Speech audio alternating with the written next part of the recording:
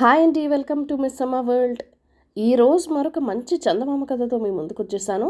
ఈరోజు మీరు వినబోతున్న కథ రాక్షసుడి బేరం.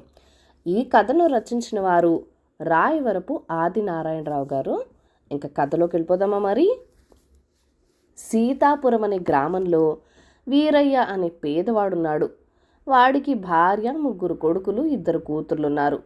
పెద్ద కొడుకు సోమయ్య తప్ప మిగతా అందరూ కష్టపడి పనిచేసి ఎంతో కొంత డబ్బు సంపాదిస్తున్నారు. అయినా వాళ్లకు పూట గడవడం కష్టంగా ఉన్నది. సోమయ్య పరమ సోమరి. వాడు ఏ పని చేయడు సరికదా. 3 మనుషుల తిండి తింటాడు. మనిషి బాగా కొవ్వు పట్టి లావెక్కాడు. ఎక్కువగా నిద్రపోతూ ఉంటాడు. ఒంట్లో ఏమాత్రం నలత చేసినా పెద్ద గోల ప్రారంభిస్తాడు. వైద్యుడిని పిలవడం తప్పనిసరి.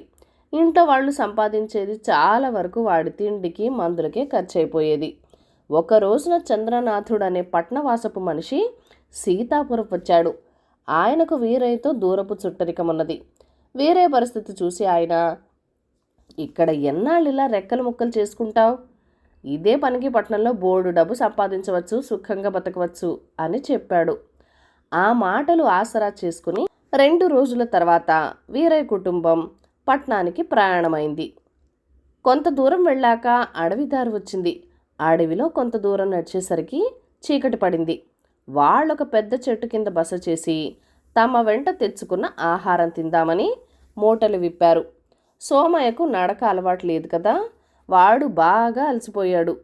ఆకలి దహించి వేస్తుంది. వీరయ్య ఇలా మూటలు విప్పగానే వాడు ఆవరావరమంటూ మొత్తం అందరు తిండి తినేసి పడుకుని గుర్రు పెట్టి నిద్రపోసాగాడు. వీరయ్యకు పెద్ద కొడుకు మీద చాలా కోపం వచ్చింది. 4 తన్నాలనుకున్నాడు. భార్య వారించింది. వాణ్ణి అడవిలో వదిలేసి పోదామనుకుంటే తమ్ముళ్ళు చెల్లెలు ఒప్పుకోలేదు. ఇప్పుడు మన ఆకలి తీరేదెలా? ఈ చుట్టుపక్కల పళ్ళ చెట్లేవి ఉన్నట్టు లేదు.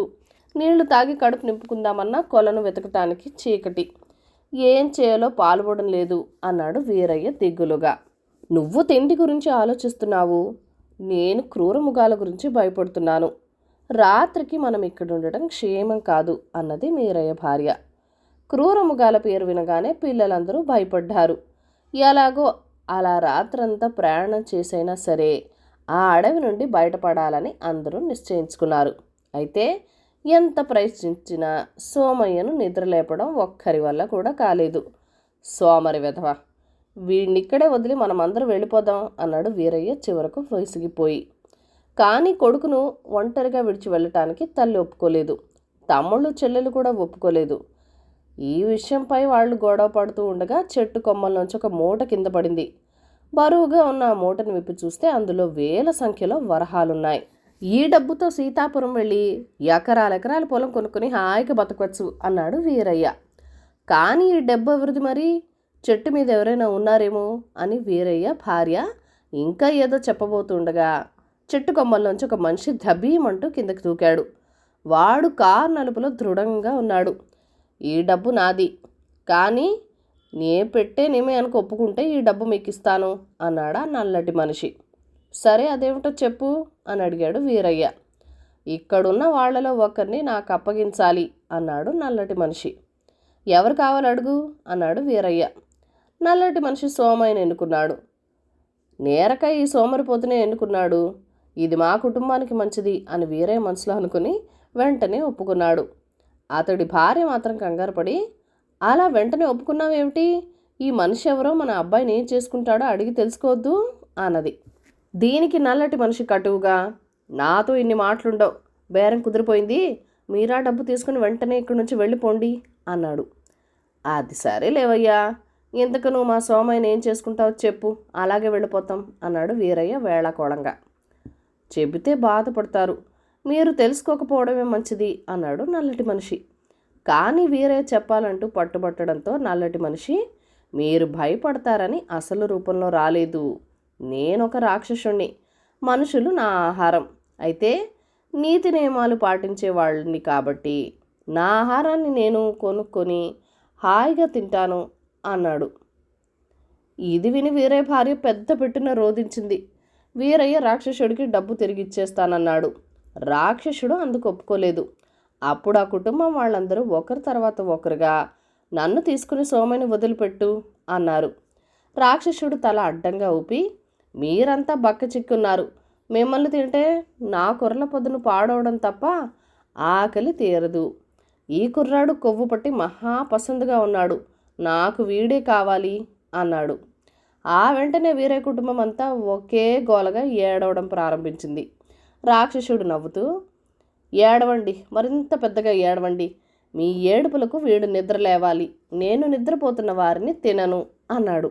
అంతే, వీరయ్య కుటుంబం వారి ఏడుపులు మానేశారు.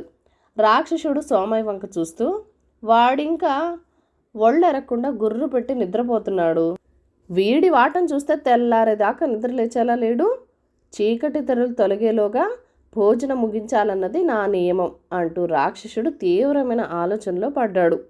బారుడు పొద్దెక్తే గాని సోమయ్య నిద్ర లేవడు, అది వాడలవాటు, అందుకని వాడి ప్రాణాలు దక్కినట్టే అని వీరయ్య కుటుంబం సంతోషించింది.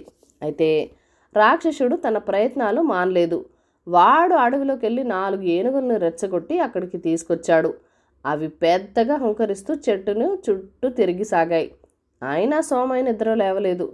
రాక్షసుడు మరొకసారి అడవిలోకి వెళ్ళి 2 సింహాలను పట్టుకు వచ్చి వాటి తోకలను మెలిపెట్టసాగాడు. బాధ కోర్చుకోలేక అవి అడవి దద్దరిల్లేలా గర్జించసాగాయి. అయినా సోమయ్య కదల్లేదు, మెదర్లేదు. ఇది పని కాదని వాడు 2 అడవి పిల్లలను పట్టుకు వచ్చి వాటిని సోమయ్య పక్కన ఉంచి వాటి మధ్య పోరాటం పెట్టాడు. వాటి వికృత స్వరాలతో సోమయ్య గుర్రు కూడా కలిసింది. చివరకు రాక్షసుడు తనే అసలు రూపం ధరించి జబ్బులు చర్చుకుంటూ కుప్పిగంతులు వేస్తూ పెడబొబ్బులు పెట్టాడు. సోమయ్య చలించలేదు. చూస్తూ ఉండగానే తెల్లవారింది.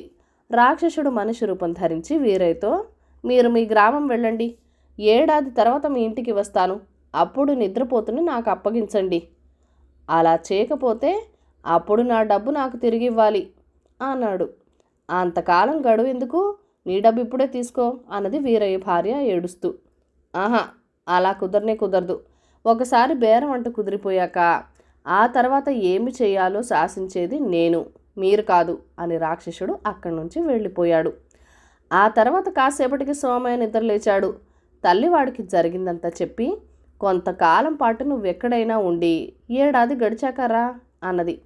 సోమయ్య ఆశ్చర్యపోతూ, అమ్మా, ఏ డబ్బు లేనప్పుడు నన్ను దగ్గరుండి బాగా చూసుకొని ఇప్పుడు డబ్బు వచ్చాక ఎక్కడికైనా పొమ్మంటావేం అని అడిగాడు.